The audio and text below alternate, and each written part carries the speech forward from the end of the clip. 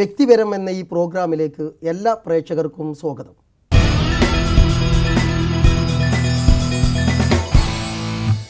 കഴിഞ്ഞ എപ്പിസോഡിൽ നമ്മോടൊപ്പം ഉണ്ടായിരുന്ന റസാഖ് മാസ്റ്റർ തന്നെയാണ് ഇന്നും ഈ വ്യക്തിപരം എന്ന പ്രോഗ്രാമിൽ നമ്മുടെ അതിഥിയായി എത്തിയിരിക്കുന്നത്.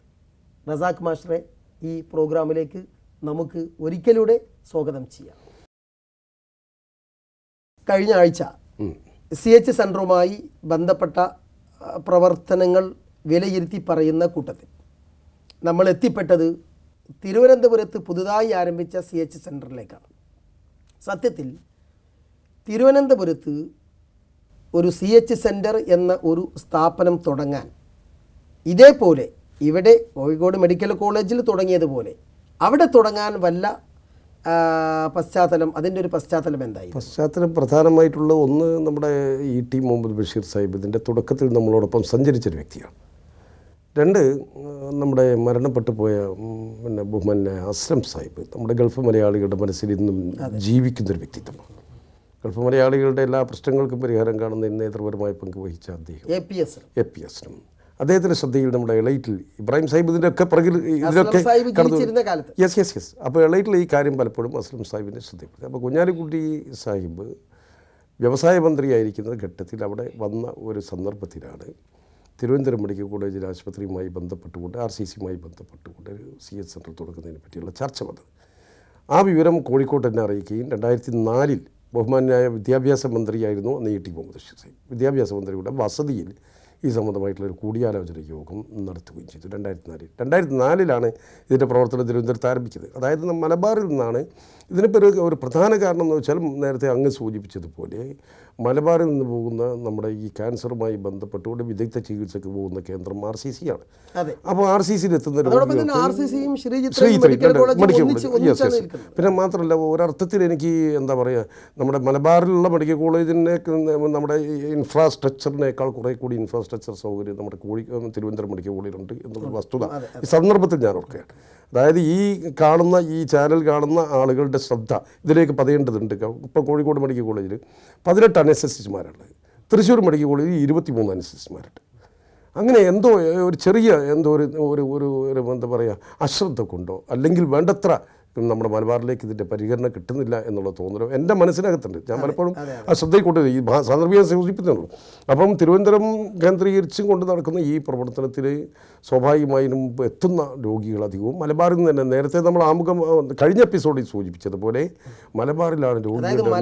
അതെ, എന്തുകൊണ്ടെന്ന് എനിക്കറിയില്ല. മലബാറിനെ ഈ വിഷയത്തിൽ അവഗണിക്കുന്നുണ്ട് എന്നാണ് അങ്ങ് പറഞ്ഞത്. മലബാറിൻ്റെ വിഷയത്തിൽ അവഗണന ആരോഗ്യ മേഖലയിൽ വേണ്ടത്ര ഗൗരവത്തിൽ നമ്മുടെ കോഴിക്കോട് മെഡിക്കൽ കോളേജ് ഇത്രമാത്രം രോഗികൾ ഇത്ര പ്രഗത്ഭ ഡോക്ടർമാരും ഉണ്ടായിട്ടും ഇപ്പോൾ അനസ്തേഷ്യ അതുപോലെ തന്നെ പല ഡിപ്പാർട്ട്മെന്റുകളും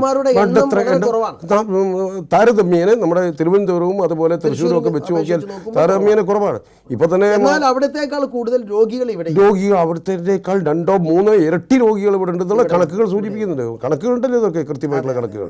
അപ്പോൾ സ്വാഭാവികമായിട്ടും അവിടെ ഈ RCCയുമായി ബന്ധപ്പെട്ട് പോകുന്ന നമ്മുടെ ഈ രോഗികൾക്ക് ഒന്ന് തലചായ്ക്കാൻ 300-400 രൂപ കൊടുത്ത് നേരത്തെ കഴിഞ്ഞ എപ്പിസോഡിൽ അങ്ങ് സൂചിപ്പിച്ചു എന്ന് എനിക്ക് തോന്നുന്നു. കാരണം അത്യാവശ്യം സാമ്പത്തികം ഉണ്ടായതുകൊണ്ട് തൊട്ടടുത്ത് റൂം എടുത്ത് താമസിച്ചുകൊണ്ടാണ് പരിചരണം അല്ലേ. അതില്ലാത്ത ആളുകളുടെ, അതായത് ക്യാൻസർ എന്ന് പറയുന്ന മാരകമായ രോഗം ചികിത്സിച്ച് തളർന്നു പോയ മനുഷ്യർ, ഒരു ഭക്ഷണത്തിന് പോലും വകയില്ലാത്ത, ട്രീറ്റ്മെന്റ് മാത്രമേ ഉള്ളൂ, പുറത്ത് താമസിക്കണം, ട്രീറ്റ്മെന്റ് മാത്രമേ ഉള്ളൂ. പക്ഷേ ട്രീറ്റ്മെന്റ് വളരെ കൃത്യമാണ്, പെർഫെക്റ്റ് ആണ്. അതിലൊന്നും യാതൊരു വിവേചനവും ഇല്ലാതെ പോകുന്ന ഒരു നല്ല മഹത്തായ സ്ഥാപനമാണ്. പക്ഷേ അവർക്ക് താമസിക്കാൻ ഇടമില്ല. താമസിക്കാൻ ഇടം തേടി പോകുമ്പോൾ ലോഡ്ജിൽ 10,000-500 കൊടുക്കണം. അതിൽ നിന്നൊരു മോചനം കിട്ടുക എന്നുള്ളതായിരുന്നു നമ്മുടെയൊക്കെ മനസ്സിനകത്തുണ്ടായിരുന്ന ഈ കാര്യം. അവിടെ ദുബൈയിൽ വെച്ച് ഇവർ തമ്മിൽ പങ്കിട്ടപ്പോൾ അവിടെ ഒരു സ്ഥാപനം തുടങ്ങുന്നതും അതിൻ്റെ ഭാഗമായി 2004 ഞാൻ ഉൾപ്പെടെയുള്ള ആളുകൾ അവിടെ ചെന്നുകൊണ്ട് ബഷീർ സാഹിബിൻ്റെ വസതിയിൽ ഒരു യോഗം വിളിച്ചു ചേർക്കുകയും അവിടെ ആരംഭിച്ചു. അതാണ് ഇന്ന് കാണുന്ന കഴിഞ്ഞ ഏതാനും ഒരു മാസം മുമ്പ് ഉദ്ഘാടനം ചെയ്യപ്പെട്ട 5 നില കെട്ടിടത്തോടു കൂടിയിട്ടുള്ള മനോഹരമായ സംരംഭം. ആശുപത്രിക്കകത്ത് പോകുന്ന മനുഷ്യർ ഇപ്പം ഞാൻ ഓർക്കുന്നത് നെടുമണ്ണൂരിലെ വാസു എന്ന് പറയുന്ന സഹോദരൻ്റെ ചികിത്സയുമായി ബന്ധപ്പെട്ടുകൊണ്ട് അവിടെ ചെന്നപ്പോൾ ആ വാസുവിൻ്റെ RCCയിൽ ചെന്നപ്പോൾ അവന് കിട്ടിയിട്ടുള്ള സൗകര്യങ്ങൾ, താമസിക്കാൻ ഇടം കിട്ടിയിട്ടുള്ളത് ചോദിക്കട്ടെ, ഈ തിരുവനന്തപുരത്തെ CH സെന്ററിൽ ഇപ്പോൾ താമസിക്കാനുള്ള സൗകര്യം ചെയ്തു കൊടുക്കുന്നുണ്ട്. ഭക്ഷണം, എത്ര പേർക്ക്? അതായത് ഇപ്പോൾ 5 നില കെട്ടിടം പരിപൂർണമായും പൂർത്തിയായതോടുകൂടി എത്ര പേര് ചെന്നാലും കിടക്കാൻ പറ്റുന്ന സ്വന്തം കെട്ടിടം പൂർണ്ണമായും അത് മുഖ്യമന്ത്രി ഉദ്ഘാടനം ചെയ്ത് ജനങ്ങൾക്ക് തുറന്നു കൊടുത്തിരിക്കുക. എത്ര പേർക്കും അത് നേരത്തെ കഴിഞ്ഞ എപ്പിസോഡിൽ അങ്ങ് പറഞ്ഞതുപോലെ അതാണ് ഞാൻ പറഞ്ഞത്. അതായത് ഇവിടെ ജാതിയില്ല, ഇവിടെ മനുഷ്യരാണ്. മനുഷ്യരെ കാണാൻ നമുക്ക് കഴിയണം. അവിടെ പോകുന്നത് അവിടെ ജാതി നോക്കിയിട്ടല്ല RCCയിലേക്ക് ആളുകൾ പോകുന്നത്, മനുഷ്യരാണ് പോകുന്നത്. അതാണ് ഞാൻ സൂചിപ്പിച്ചൊരു വാസു. ആ വാസുവിന് പിന്നെ അതായത് ഈ ജീവിതത്തിൽ കിട്ടിയുള്ള മഹാസൗകര്യം, അതായത് ഒരു പൈസ പോലും മുടക്കാതെ ഈ പിന്നെ നമ്മുടെ CH സെൻറ്ററിൽ തിരുവനന്തപുരത്ത് കിട്ടിയുള്ള സൗകര്യങ്ങളുടെ ആ ഗുണഫലം ഓർത്തുകൊണ്ട് വഴിപാട് നടത്താൻ തീരുമാനിച്ച ഭാര്യയോട് വഴിപാട് നടത്താൻ വേണ്ടി പറയുന്നത് അവിടെ ET മുഹമ്മദ് ബഷീറിനും അതുപോലെ അങ്ങോട്ട് അയച്ചു കൊടുത്തപ്പോൾ അപ്പൻകുട്ടി എന്ന് പറഞ്ഞ ഞങ്ങൾ CH സെൻറ്ററിൽ സെക്രട്ടറി ഓനും വഴിപാട് നടത്തി അത് എന്തെങ്കിലും ചെയ്യേണ്ട ആ രൂപത്തിൽ. അതായത് ഞാൻ പറയുന്നത് ഇപ്പം ബഷീർ സാഹിബ് ആ ക്യാൻസർ രോഗികൾക്കിടയിലൂടെ നടന്നു ചെല്ലുമ്പം അവർക്ക് എന്താ പറയുക, അവർക്ക് ഒരു എന്താ പടച്ചവനെ കണ്ടപ്പോൾ അങ്ങനെ പറയല്ലോ, അങ്ങനെ തോന്നരുത്. ഞാൻ പറയുമ്പോൾ ഒരു വിശ്വാസം തെറ്റിപ്പോകരുത്. അതല്ല, അതായത് അവർക്ക് എന്തോ ഒരു ബഷീർ സാഹിബ് ചെന്ന് ആ സാധുക്കളുടെ തലയിൽ ചെറിയ പിഞ്ചു ഓമനകളുടെ തലയിൽ കൈവച്ചുകൊണ്ട് തലോടുമ്പോൾ അവർക്ക് കിട്ടുന്ന സ്വാതന്ത്ര്യവും ആശ്വാസവും വളരെ വലുതാണ്. അത് തന്നെയാണ് ഞങ്ങൾക്കും കോഴിക്കോട് കിട്ടുന്നത്. ഭക്ഷണം വാങ്ങിപ്പോകുന്ന മനുഷ്യൻ മനസ്സിൽ നെഞ്ചത്ത് വെച്ച് നടത്തുന്ന പ്രാർത്ഥന, മരുന്ന് വാങ്ങിപ്പോകുന്ന മനുഷ്യർ കൈകൂപ്പിക്കൊണ്ട് ഞങ്ങളുടെ മുമ്പിൽ നിന്ന് പോകുന്ന ആ യാത്ര, ഒരു MRI അതുപോലെയുള്ള സ്കാനിങ്ങിന് വേണ്ടി സാമ്പത്തികമായി ഗതിയില്ലാത്ത മനുഷ്യർക്ക് ഈ സാമ്പത്തിക സഹായം ഞങ്ങൾ നൽകുമ്പം അവർ പറയുന്ന നന്ദി വാക്ക്, ആ നന്ദി വാക്കുകളും പ്രാർത്ഥനയുമാണ് ഈ പ്രസ്ഥാനത്തിൻ്റെ വലിപ്പത്തിൻ്റെ അല്ലെങ്കിൽ ഈ വളർച്ചയുടെ പിറകിലുള്ളത്. ഞങ്ങളുടെ പ്രവർത്തനമല്ല, അതെ വലിയ പ്രസ്ഥാനമാക്കി മാറ്റിയ ദൈവമാണ്. മനസ്സിലായില്ലേ? ഏകദേശം ഞാൻ പറയാം, എൻ്റെ മുമ്പിൽ ഞാൻ അങ്ങക്ക് സമർപ്പിച്ച കണക്കിനകത്ത് കഴിഞ്ഞ വർഷം 2010-11 വർഷത്തിൽ ഒരു 2,01,300 ആളുകളാണ് വന്നത് അവിടെ ഗുണഭോക്താക്കളായിട്ട്. 2,01,300 ആളുകൾ വന്നു 2011 CH സെൻറ്ററിൽ മാത്രം. അതാ മനസ്സിലാക്കണ്ടേ, CH സെൻറ്ററിൽ ഈ സഹായം തേടി ഞങ്ങളുടെ മുമ്പാകെ എത്തിയിട്ടുള്ള ആളുകളുടെ ബെനിഫിഷ്യറീസിൻ്റെ എണ്ണം 2,01,300. അതേസമയം 2011-12 വർഷത്തിൽ 2,54,880 ആളുകൾ വന്നു. 54,000 ആളുകളുടെ വർധനവ് അവിടെ ഉണ്ടായി. കഴിഞ്ഞ വർഷം ഞങ്ങൾ ഈ മരുന്നിനും ഭക്ഷണത്തിനും ഡയാലിസിനും വേണ്ടി മാത്രം, അതായത് ഞാൻ പറഞ്ഞു വരുന്നത് ഡയാലിസിലേക്ക് കൂടി ഞങ്ങളെത്തി. ഡയാലിസിസ് മാരകമായ രോഗം എന്ന് പറഞ്ഞാൽ മനുഷ്യജീവിതത്തിൽ ഏറ്റവും പ്രയാസപ്പെടുന്ന ഒരു കുടുംബത്തിൻ്റെ അടിത്തറ പോലും, അതായത് ഇത് കോടീശ്വരനും ദരിദ്ര നാരായണനാകുന്ന മാരകമായ ഒരു മഹാവിപത്താണ് ഈ വൃക്കരോഗം എന്ന് പറയുന്നത്. വൃക്കരോഗി എന്ന് പറയുന്നത് അല്ല, പ്രകൃതിദത്തമായ ഭൂമിയിൽ ദൈവം നൽകി പടച്ചവൻ നൽകിയ ഈ വായു വലിച്ചെടുക്കാൻ കഴിയാതെ വെളിത്തു പോകുന്ന മനുഷ്യരാണ്. ഒന്നുമില്ല അവർക്ക്, ജീവിതം എന്നുള്ളത് മടുത്തു പോകുന്നു. അതായത് കുടുംബത്തെ ഓർത്ത് ചിലപ്പോൾ മരണത്തെപ്പറ്റി ചിന്തിക്കുന്ന മനുഷ്യർ. ആത്മഹത്യ ചെയ്താൽ എൻ്റെ കുടുംബം രക്ഷപ്പെടുമല്ലോ എന്ന് കരുതി അങ്ങനെ ആത്മഹത്യക്ക് തക്കം പാർത്ത് കഴിയുന്ന മനുഷ്യരെയാണ് പൂർണ്ണമായും സൗജന്യമായി നമ്മൾ ഏറ്റെടുത്തുകൊണ്ട് അവിടെ അവർക്ക് പരിപൂർണമായി 2 വർഷമായി 300, 380, 400 വരെ ഡയാലിസിസ് സൗജന്യമായി അവർക്ക് അവരുടെ ഇഞ്ചക്ഷൻ അതോടനുബന്ധമായി മരുന്ന് ഉൾപ്പെടെ എല്ലാം ചെയ്തുകൊണ്ട്. അങ്ങനെ ഈ മെഷീൻ ഡയാലിസിസ് ചെയ്യാനുള്ള മെഷീൻ 9 എണ്ണം നേരത്തെ കഴിഞ്ഞ 2010 മാർച്ചിലാണ് അതിൻ്റെ ഉദ്ഘാടനം നടന്നത്. അതും തങ്ങളുടെ ഒരു സ്വപ്നമായിരുന്നു, ഡയാലിസിസ് മെഷീൻ, അതായത് ഒരു സെൻറ്റർ ഉണ്ടാകണം. പക്ഷേ തങ്ങൾക്ക് അതിൻ്റെ ഉദ്ഘാടനം നടത്താൻ അള്ളാഹു വിധി നൽകിയില്ല. പകരമായി തങ്ങളുടെ നാമധേയത്തിലാണ്, ശിഹാബ് തങ്ങളുടെ നാമധേയത്തിലാണ് അതിൻ്റെ പ്രവർത്തനം ഞങ്ങൾ ആരംഭിച്ചത്. അല്ല, കഴിഞ്ഞ സെൻറ്റർ നമ്മൾ ഡയാലിസിസ് 5 നില കെട്ടിടത്തിനകത്ത 5 നില കെട്ടിടവും സ്വന്തമാണ്. തങ്ങളുടെ നാമം ശിഹാബ് തങ്ങളുടെ ഡയാലിസിസ് സെൻറ്റർ എന്ന പേരിലാണ് ആ ഡയാലിസിസ് സെൻറ്റർ പ്രവർത്തിക്കുന്നത്. 9 മെഷീൻ നേരത്തെ ഉണ്ടായിരുന്നു. അതിൽ ദിവസം 27 രോഗികൾക്ക് 27 രോഗികളെന്ന് പറയുന്നത് ഞങ്ങൾ പോയി നേരിട്ട് കണ്ടതാണ്. ഓരോ രോഗിയുടെയും ജീവിതം ഞങ്ങൾ നേരിട്ട് കണ്ടു. ഇത് കാണുന്ന പ്രേക്ഷകർക്ക് മനസ്സിലാക്കിക്കൊണ്ട് ആദ്യമായിട്ട് നിങ്ങൾക്ക് ഒരു അപേക്ഷ തരികയാണ് വേണ്ടത്. CH സെന്റർ ഈ അപേക്ഷ കിട്ടിക്കഴിഞ്ഞാൽ ഇദ്ദേഹത്തിന് നമുക്ക് സൗജന്യമായിട്ട് ഇത് ചെയ്തു കൊടുക്കാൻ അർഹനാണോ എന്ന് മനസ്സിലാക്കാൻ വേണ്ടിയിട്ട് നേരിട്ട് നമ്മുടെ കമ്മിറ്റി വളണ്ടിയർമാരല്ല പോകുന്നത്, അതിന് നമ്മുടെ കമ്മിറ്റി ഭാരവാഹികൾ തന്നെ, നമ്മുടെ പ്രസിഡന്റ് അതുപോലെ മറ്റ് ഭാരവാഹികൾ, അതുപോലെ ഇപ്പോൾ നമ്മുടെ അങ്ങനെയുള്ള എല്ലാ ഭാരവാഹികളും, ഞങ്ങളുടെ കമ്മിറ്റിയുടെ മുഴുവൻ ഭാരവാഹികളും പ്രവർത്തക സമിതി അംഗങ്ങളും അടങ്ങുന്ന 2-3 ബാച്ച് അത് സ്ക്രീനിങ് നടത്തി നേരിട്ട് പോയി. അപ്പോൾ ഉദാഹരണത്തിന് ഞാൻ ഇപ്പോൾ നമ്മൾ ഡയാലിസിസ് ചെയ്തുകൊണ്ടിരിക്കുന്ന നമ്മുടെ വയനാട് മക്കിയാട് എന്ന് പറയുന്ന സ്ഥലത്ത് ഒരു സഹോദരനുണ്ട്, പേര് ഞാൻ വെളിപ്പെടുത്തുന്നില്ല. ഈ സഹോദരൻ എന്ന് പറയുന്നത് ഞങ്ങളുടെ ഈ കമ്മിറ്റി അംഗങ്ങൾ അദ്ദേഹത്തെ കാണാൻ വേണ്ടി പോയി, അദ്ദേഹത്തിന് അപേക്ഷ കിട്ടി. ഒരു ഉദാഹരണമാണ് ഞാൻ പറയുന്നത്. അവിടെ ചെന്നപ്പോൾ ഭാര്യയും ഭർത്താവും വീട്ടിനകത്തില്ല. വീട്ടിനകത്തുണ്ടോ എന്ന് മുട്ടി വിളിച്ച് നോക്കേണ്ടതില്ല, കാരണം വീട്ടിനകത്തേക്ക് നോക്കിയാൽ ഉള്ളത് മുഴുവൻ കാണാവുന്ന രൂപത്തിലുള്ള തുണി കൊണ്ട് കെട്ടിയിട്ടുള്ള പരമ്പ് കൊണ്ട് മറച്ച വീട്. കിലോമീറ്റർ കടന്ന് നടന്ന് വേണം ആ കുന്നിൻ്റെ മുകളിലെത്തണമെങ്കിൽ ഒരു കോളനിക്കകത്ത്. മക്കളെവിടെയെന്ന് അയൽവാസികളോട് ചോദിച്ചപ്പോൾ മക്കൾ മുഴുവൻ യത്തീംഖാനയിൽ 4 മക്കൾ 4 യത്തീംഖാന പിഞ്ചോപനകൾ യത്തീംഖാനയിലേക്ക് അയച്ച് പിറ്റേന്നുള്ള ഡയാലിസിന് വേണ്ടി പണം പിരിക്കാൻ വേണ്ടി യാചനക്ക് ഇറങ്ങിയിരിക്കുന്നു ഭാര്യയും ഭർത്താവും.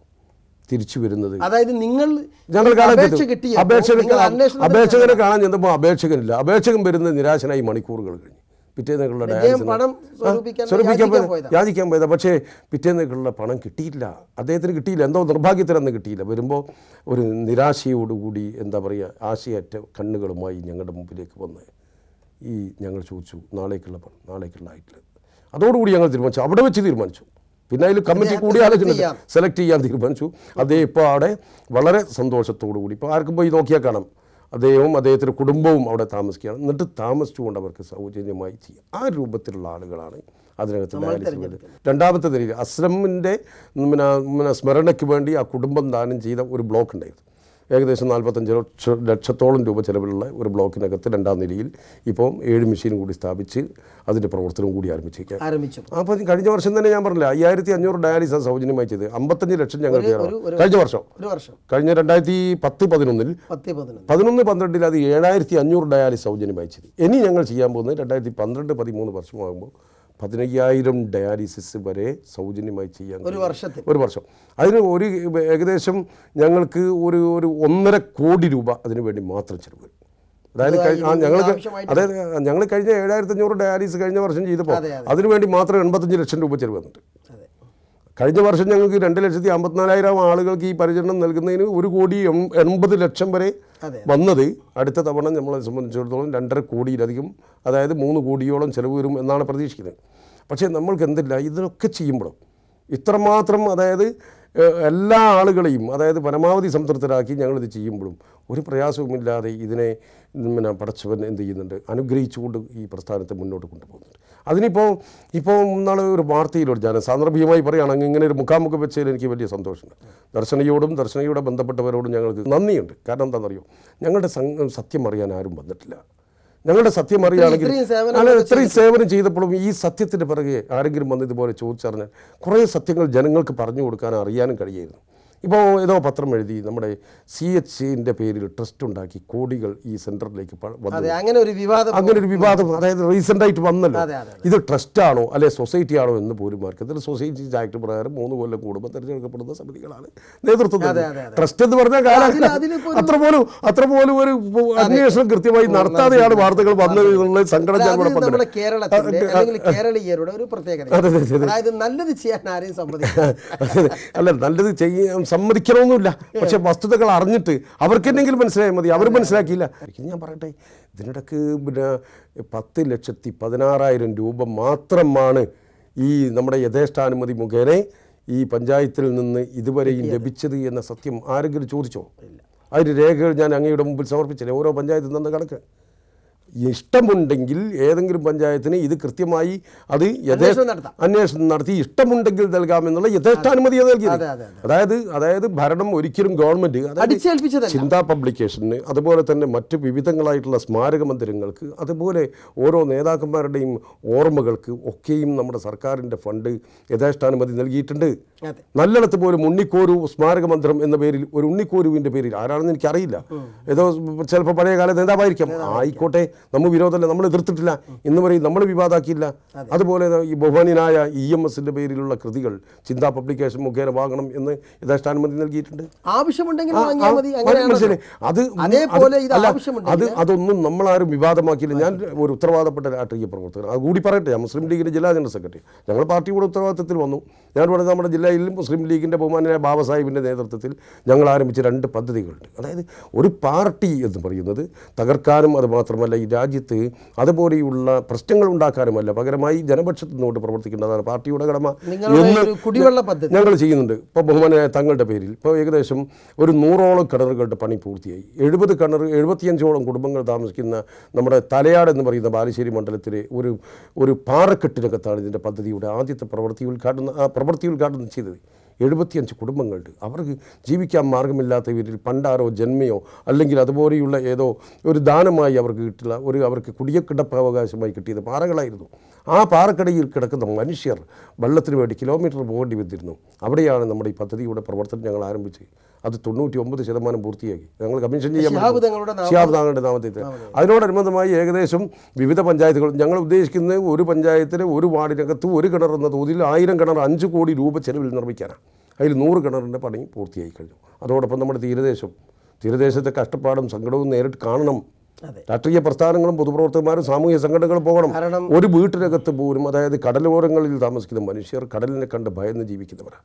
ഉപ്പുവെള്ളം കയറി വീടിൻ്റെ എല്ലാ വീടിൻ്റെ പട്ടിണി പലപ്പോഴും അവർക്ക് കടലമ്മ കരിയുമ്പോൾ മാത്രം അവർക്ക് ഇതുണ്ടാവും, ചാകരി ഉണ്ടാകും, അല്ലെങ്കിൽ പട്ടിണിയാണ്. ആ രൂപത്തിൽ കഴിയുന്ന മനുഷ്യർക്ക് ഒരു വീട്ടിനകത്ത് ഞാൻ പോയി കൊയിലാണ്ടി വളപ്പ് എന്ന് പറയുന്ന വടകരയിലെ കൊയിലാണ്ടി വളപ്പിലൊരു വീട്ടിനകത്ത് ഞാൻ ചെന്നു. മന്ദബുദ്ധിയായ മകൻ കിടക്കാനും അത് മാത്രമല്ല തീരപ്രദേശം കിടക്കാനും അതോടനുബന്ധമായി ഈ എല്ലാറ്റിനും കൂടി ഒറ്റമുറി, വെക്കാനും കിടക്കാനും ഒറ്റമുറി. 2 സഹോദരിമാർ വീട്ടിനകത്ത്. ആങ്ങളയ്ക്ക് വേണ്ടി സഹോദരിമാർ വൈകുന്നേരം വീട്ടിൽ നിന്ന് പുറത്തേക്ക് ഇറങ്ങി അയൽ വീട്ടിൽ പോയി കഴിയുന്നു. രാവിലെ പ്രഭാതത്തിലാകുമ്പോൾ ഈ സഹോദരിമാർ വീട്ടിലേക്ക് തിരിച്ചു വരുന്നു. അവരാരും നോക്കട്ടെ. മന്ദബുദ്ധിയായ മകൻ. ഈ മകൻ്റെ സമീപത്താണ് ഈ ബാപ്പക്കും ഉമ്മക്കും കഴിയേണ്ടത്. ഒരു വൃദ്ധയായ മാതാവ് കൂടെ. ഡിപ്പാർട്ട്മെൻറ്റ് മുഖേന അപേക്ഷിച്ചുള്ള ഈ 50,000 രൂപ ഫിഷറീസ് ഡിപ്പാർട്ട്മെൻറ്റ് കിട്ടുന്ന സഹായം പോലും കിട്ടാത്തൊരു ഘട്ടത്തിലാണ് ഞങ്ങൾ അവിടെ ചെല്ലുന്നത്. ഇപ്പം നമ്മളെ ബന്ധപ്പെട്ടു. ആ ചുവപ്പ് നാടയുടെ കുരുക്കുകൾ അഴിച്ചു. ആ കുടുംബത്തിനത് വാങ്ങിച്ചു. അതുപോലെ വീടുപ്പായി കൊയിലാണ്ടി വളപ്പിൽ അബൂബക്കർ എന്നാണെന്ന് എൻ്റെ പേര് ഓർമ്മ. ഞാനിപ്പോൾ ഓർക്കുന്നത്. ഒരു കൊല്ലം മുമ്പാണ് ഞങ്ങൾ അതോടുകൂടി തീരുമാനിച്ചു ഈ കുട്ടികൾ ഉൾപ്പെടെയുള്ളവരെ അവരെ സമൂഹത്തിന് മുഖ്യധാരയിൽ കൊണ്ടുവരണം. അവർക്ക് വിദ്യാഭ്യാസത്തിന് മാർഗ്ഗമില്ലാത്തതുകൊണ്ട് ഭക്ഷണത്തിന് പോലും ഗതിയില്ലാത്ത മാതാപിതാക്കൾ കടലിൽ പോകുമ്പോൾ മക്കളെയും കൊണ്ടുപോവുകയാണ്. മാർഗ്ഗമില്ലാത്തതുകൊണ്ട് ചെറിയ കുരുന്ന കൈകളിലേക്ക് പങ്കായം കൊടുക്കേണ്ട അവസ്ഥ മാറ്റണം. അതുകൊണ്ട് ആ കുട്ടികൾക്ക് പൂർണ്ണമായി വിദ്യാഭ്യാസം ഞങ്ങൾ അയൽക്കൂട്ടങ്ങൾ ഉണ്ടാക്കി ഞങ്ങൾ എന്ത് ചെയ്തു, ഒരുമ എന്ന പേരിൽ ഇന്ന് 260 അയൽക്കൂട്ടങ്ങൾ അവിടെ മുസ്ലിം ലീഗിൻ്റെ ജില്ലാ കമ്മിറ്റിയുടെ നേതൃത്വത്തിൽ പ്രവർത്തിച്ചു വരിക. അവർക്ക് കഴിഞ്ഞ വർഷം ആവശ്യമായിട്ടുള്ള സ്കോളർഷിപ്പ് പഠനത്തിന് പോകുന്ന മുഴുവൻ മിടുക്കന്മാരായിട്ടുള്ള കുട്ടികൾക്ക് നൽകി. ഈ തവണ 3000-ഓളം കുട്ടികൾക്ക് കുടയും അതോടനുബന്ധമായി നമ്മുടെ ഈ പഠനോപകരണങ്ങളും കഴിഞ്ഞ മാസമാണ് ഞങ്ങൾ ഏകദേശം 10-15 ലക്ഷം രൂപ ചെലവിൽ ഞങ്ങൾ നിർമ്മിച്ചു. ഞാനത് സാന്ദർഭികമായി പറഞ്ഞതല്ല, ഒരു പാർട്ടിയെ പറയാനല്ല എനിക്ക് ഈ വേദി തന്നത്. ഞാൻ ആ പാർട്ടിയുടെ ഉത്തരവാദിത്തപ്പെട്ട പോസ്റ്റ് പാർട്ടി എന്നുള്ള നിലക്കല്ല, മനുഷ്യന് വേണ്ടി സമൂഹത്തിന് വേണ്ടി ചെയ്യാൻ പറ്റുന്ന നല്ല കാര്യങ്ങൾ ചെയ്യുക എന്നുള്ളത് മാത്രമേ. ഏത് പാർട്ടി ചെയ്താലും നമ്മൾ ഈ 100% സാധനം ചെയ്യും. ഇത് ഏതെങ്കിലും പാർട്ടി ഇത് മാതൃകയാക്കി ചെയ്യുമെങ്കിൽ അവരെയും കൂടി സഹായിക്കാൻ ഞങ്ങൾ തയ്യാറാണ്. ആ രൂപത്തിൽ നമ്മൾ ചിന്തിക്കുന്നുണ്ട്. അപ്പോൾ ആ ഇത്തരം നല്ല പ്രവർത്തനങ്ങളെ അറിയാതെയോ അറിഞ്ഞോ അത് തകർക്കാൻ വേണ്ടി നടത്തുന്ന ഏതെങ്കിലും നീക്കങ്ങളുണ്ടെങ്കിൽ നിങ്ങളെപ്പോലെയുള്ള മാധ്യമ സ്നേഹികൾ രംഗത്ത് വന്ന് ഇതിനെ പ്രതിരോധിക്കണം എന്നാണ് ഞങ്ങൾക്ക് ഈ സന്ദർഭത്തിൽ അഭ്യർത്ഥിക്കാനുള്ളത്. അങ്ങ് സൂചിപ്പിച്ചതിന്റെ അടിസ്ഥാനത്തിൽ ഭീമമായ ഒരു സംഖ്യ ഒരു വർഷം ചെലവ് വരുന്ന ഒരു പ്രസ്ഥാനത്തിന് വളരെ ഈ പഞ്ചായത്തിൽ നിന്ന് കിട്ടിയതെന്ന് പറഞ്ഞാൽ വളരെ നിസ്സാരം. അതായത് ഒരു മാസം ശരിക്കും നിങ്ങൾക്ക് ഒരു മാസം എത്ര രൂപ ചെലവ് വരുന്നുണ്ട്? ഇപ്പം പുതിയ ഡയാലിസിസ് മെഷീൻ ഉൾപ്പെടെ സ്ഥാപിച്ച സ്ഥിതിക്ക് ഒരു മാസം 20 ലക്ഷം രൂപ ചെലവ് 20 ലക്ഷം രൂപ ചെലവ് വരുന്ന ഒരു പ്രസ്ഥാനത്തിന്റെ പകുതി പോലും കിട്ടിയിട്ടില്ല ഈ പഞ്ചായത്ത് അല്ലേ? പകുതി പോയിട്ട് 100-50 കിട്ടിയില്ല. ആകെ 10 ലക്ഷം. 12 കൊല്ലം കൊണ്ടാകെ 10 ലക്ഷം എന്ന് പറഞ്ഞാൽ ഇത് പർവ്വതീകരിക്കുന്നത് കാണുമ്പോൾ നമുക്ക് തോന്നിപ്പോകുന്നത് CH സെന്റർ മുഴുവനും നടക്കുന്നത് ഇതുകൊണ്ടാണ്. 12 വർഷക്കാലം കൊണ്ട് ആവറേജ് 1.5 കോടി 1.25 കോടി ചെലവ് ചെയ്യുന്ന ഈ സംരംഭത്തിലേക്ക് 12 കൊല്ലക്കാലം കൊണ്ട് കേരളത്തിന്റെ നമ്മുടെ ഈ സർക്കാർ ഉത്തരവ് മുഖേന 2006 മുതൽ 2006 സർക്കാർ ഉത്തരവ്. അത് മുനീർ അല്ല മന്ത്രി. മുനീറാണെന്ന് വെറുതെ പറയാ, ഇവർക്ക് അതും അറിയില്ല. കുട്ടിയാമൂട്ടി എന്ന് പറയുന്ന തദ്ദേശ സ്വയംഭരണ വകുപ്പ് മന്ത്രി അദ്ദേഹം മന്ത്രിയായിരുന്ന സന്ദർഭത്തിലാണ് 2006 ജൂണിലാണെന്നാണ് ഞാൻ ഓർക്കുന്നത്. അന്ന് കിട്ടിയിട്ടുള്ള ഉത്തരവാണിത്. ആ ഉത്തരവ് 25,000 രൂപയാണ് നമുക്ക് യഥേഷ്ടാനുമതി കിട്ടി. അത് പ്രകാരം ആകെ പഞ്ചായത്തിന് ലഭിച്ച് 10,16,000 രൂപ മാത്രമാണ്. അതേസമയം ഞങ്ങൾ 150 ലക്ഷം രൂപ പ്രതിവർഷം ഞങ്ങളുടെ ചെലവ് വരുന്നുണ്ട് ആവറേജ് എന്ന് നിങ്ങൾ മനസ്സിലാക്കണം. അവിടേക്കാണ് 10 ലക്ഷം കിട്ടിയത്. ഇനി ഞങ്ങൾ എന്നിട്ടും അതായത് ഇങ്ങനെയൊക്കെയാണെങ്കിലും ഞങ്ങളെ സംബന്ധിച്ചിടത്തോളം ഞാൻ പറഞ്ഞല്ലോ, അതായത് അല്ലല്ല ഉയരങ്ങളിലേക്ക് ഞങ്ങൾ അങ്ങനെ അഹങ്കരിക്കല്ല. ഞങ്ങൾ എന്താണെന്നറിയോ, പ്രാർത്ഥനയ്ക്ക് ഉത്തരം കിട്ടും എന്ന് പൂർണ്ണമായും ഉറപ്പിച്ചത് ഞങ്ങൾ മനസ്സിലാക്കിയത് ഈ സെൻറ്ററിൻ്റെ വളർച്ചയോടുകൂടിയാണ്. ഒന്നുമില്ലാത്ത ഈ സെൻറ്റർ ഇത്രയും വലിയ മഹത്തായ പ്രവർത്തനമായി മാറി. ജനലക്ഷങ്ങളുടെ പ്രാർത്ഥനയുണ്ടായി. ആ ഒരു മനോധൈര്യം ഞങ്ങളെ സംബന്ധിച്ചിടത്തോളം അല്ലെങ്കിൽ ഞങ്ങൾക്കുള്ള ആ ഒരു കിട്ടുന്ന പ്രതീക്ഷ ആ പ്രതീക്ഷ കൊണ്ട് ഇപ്പോൾ ഞങ്ങൾ ഉദ്ദേശിക്കുന്നത് മനുഷ്യരെ ഏറ്റവും കൂടുതൽ ചൂഷണത്തിന് വിധേയമായിക്കൊണ്ടിരിക്കുന്ന സ്കാൻ ഉണ്ടല്ലോ, MRI സ്കാൻ, ലേലം വിളിച്ചാണ് പല സ്ഥലങ്ങളിൽ നടക്കുന്നത്. അത് മാറണം.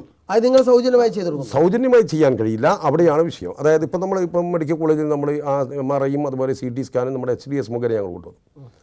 പണ്ട് കാലങ്ങളിൽ ഈ CT സ്കാനൊക്കെ 1000, 1500 ഒക്കെ കൊടുത്തിരുന്ന സ്ഥാനത്ത് 600 രൂപ വെച്ച് അത് ചെയ്തിട്ട് ലാഭകരമായി പോകുന്നുണ്ട്. മനസ്സിലായില്ലേ?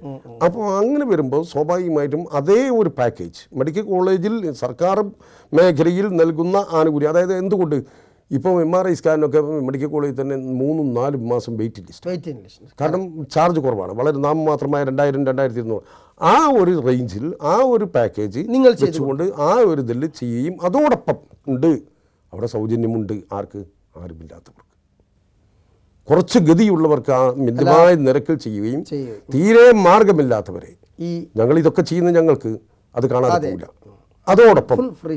അതോടൊപ്പം ഇപ്പോൾ ഈ നമ്മുടെ ഈ ലാബ് നമ്മുടെ ഈ ഇതുണ്ടല്ലോ, നമ്മുടെ പറയുന്നത് നമ്മുടെ ഈ ലുക്കീമിയൊക്കെ ചെറിയ മക്കളിലൊക്കെ വരുന്നത് വളരെ വേഗത്തിലാണ്.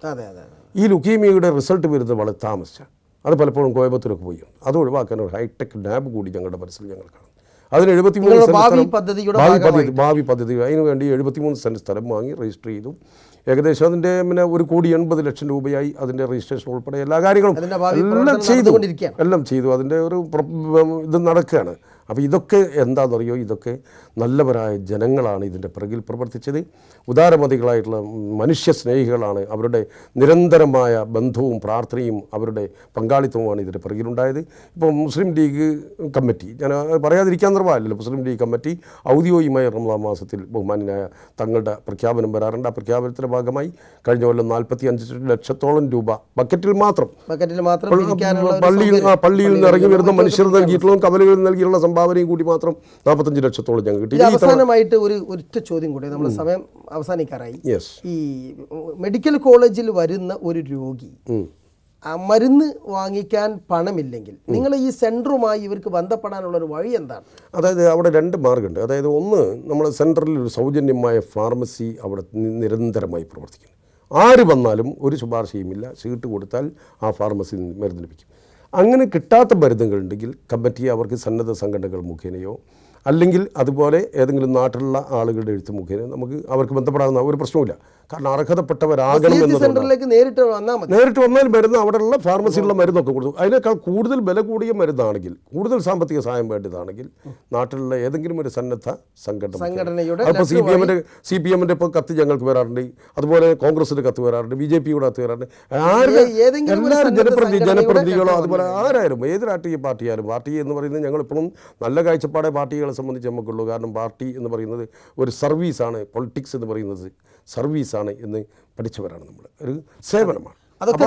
ലെറ്ററുകളൊക്കെ നമ്മൾ അംഗീകരിക്കും. അത് മാത്രമല്ല ഞങ്ങൾക്ക് വേറൊന്നും കൂടി, ഞങ്ങളിപ്പോൾ മെഡിക്കൽ കോളേജ് ആശുപത്രിയിലുള്ള തിയേറ്ററിലേക്ക് ആവശ്യമായിട്ടുള്ള ഉപകരണങ്ങൾ ഉൾപ്പെടെ, അതുപോലെ നമ്മളെ സ്ട്രെച്ചർ, വീൽ ചെയർ തിയേറ്ററിലൊക്കെ ഉള്ള, അതുപോലെ വാർഡ് റിനാമിനേഷൻ, അതായത് പൊട്ടിപ്പൊളിഞ്ഞ് വീഴാറായ വാർഡുകളുണ്ടായിരുന്നു. ആ വാർഡൊക്കെ ഞങ്ങളുടെ ചെലവിൽ, സ്വന്തം ചെലവിൽ റിനാമിനേറ്റ് ചെയ്ത് രോഗികൾക്ക് സുഖമായി കഴിയാനുള്ള അവസ്ഥയും അവിടെ ഉണ്ടാക്കി കൊടുക്കുന്നുണ്ട്. ഇതുപോലെയുള്ള പ്രവർത്തനങ്ങളാണ് നടക്കുന്നത്. രാവിലെ പ്രഭാത ഭക്ഷണമല്ലോ, രാവിലത്തെ ബ്രേക്ക്ഫാസ്റ്റ് ഉൾപ്പെടെ 250 പേർക്ക് ബ്രേക്ക്ഫാസ്റ്റും 500 പേർക്ക് സ്ഥിരമായി 365 ദിവസവും ഭക്ഷണവും കൊടുത്തു വരുന്നുണ്ട്. റംസാൻ മാസത്തിൽ 2000 പേരാണ് അവിടെ നോമ്പ് തുറക്കാൻ.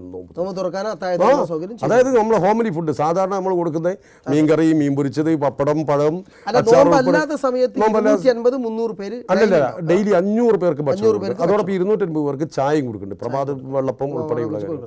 ഈ നോമ്പ് കാലത്ത് അത് മാത്രമല്ല, 2000 പേർക്ക് ഈ ഭക്ഷണം കൊടുക്കുന്നതോടൊപ്പം തന്നെ നോമ്പ് അനുഷ്ഠിക്കാത്ത മറ്റ് സഹോദര സമുദായങ്ങൾക്ക് ഇതിനോടനുബന്ധമായി തന്നെ അതേ സമയം അവർക്കും ഭക്ഷണം കൊടുത്തുകൊണ്ടേയിരിക്കുന്നുണ്ട്. അതൊരു കാണേണ്ട ഒരു സംഗതിയാണ്. പെരുന്നാൾ ദിവസം നമ്മൾ എന്ത് ചെയ്യും, എല്ലാവരും കൂടിയിട്ട് ഒരു 10,000-ഓളം ആളുകൾ ഒന്നിച്ച് ചേർന്ന് സമൂഹ സദ്യ ഉണ്ടാക്കി ഒന്നിച്ച് എന്താ പറയുക, ഒരു സാമൂഹ്യ ബന്ധം ഒന്നുകൂടി ഊട്ടി ഉറപ്പിക്കുകയും അങ്ങനെ രോഗിയും രോഗമില്ലാത്തവനും സമ്പന്നനും സമ്പന്നനല്ലാത്തവനും ഒന്നിച്ചു ചേരുന്ന ഒരു നല്ല നയനാന്തരമായ ഒരു കാഴ്ച പെരുന്നാൾ ദിനത്തിൽ, നമ്മുടെ പെരുന്നാൾ ദിനത്തിൽ, ചെറിയ പെരുന്നാൾ ദിനത്തിൽ അവിടെ കലക്ടർ ഉൾപ്പെടെയുള്ള ആളുകൾ പങ്കെടുത്തുകൊണ്ട് നടത്താറുണ്ട്. ഇത്രയും സമയം നമ്മോട് സംസാരിച്ച അബ്ദുൾ റസാഖ് മാസ്റ്റർക്ക് എല്ലാവിധ വിജയാശംസകളും നേരുന്നു. Thank you.